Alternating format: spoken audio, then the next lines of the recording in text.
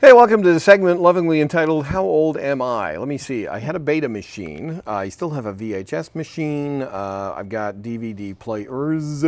I've got a Blueberry, as we call it, a Blu-ray. And a best friend of mine had this, but I missed this. Sid Bolton's in video discs. Video discs. So you missed this format, huh? Yeah. I mean, it's like an SCTV thing. We should be saying video.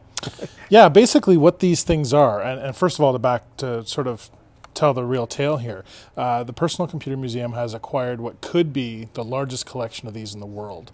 Almost 5,000 discs. Acquire or rescue? Did somebody know what they had? Yeah, pretty much. This is an example of one.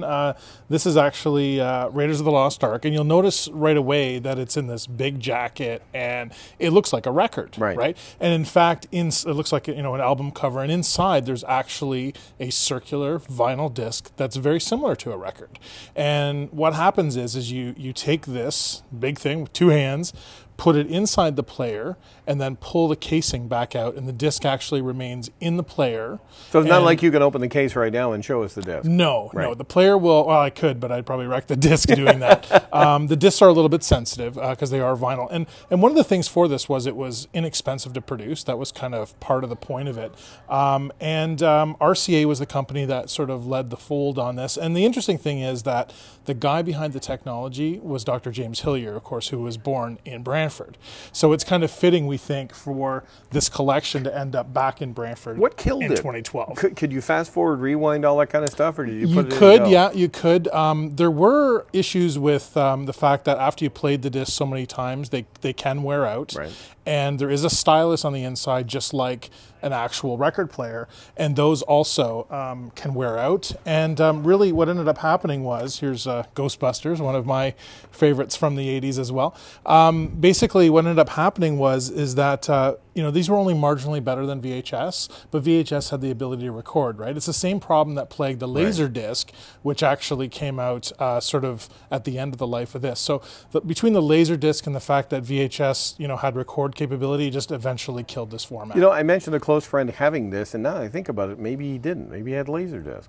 Possibly. Laserdisc was more popular in the mid-'80s to early 90s. Right. So depending, they did look very similar because Laserdiscs were actually around the same size. But anyway, we put together a story on our website that talks about how we acquired this collection. We've got pictures of it and everything like that. And they're going to be on display this Saturday. Yeah, we're open this Saturday for Father's Day. So if someone has a father, then, and actually you can see the website right there, it just shows us sort of packing these things up and acquiring them. We had to... So you can have like non-stop video disc movies going this weekend? Well, I don't know if we're going to do that yet, but you can see there too how the collection looked in this guy's home. That's 5,000 discs. There's actually no, there was more around the corner and in other rooms, and this is us packing them all up and putting them in boxes. We had to get special boxes in order to store them because you have to store them vertically.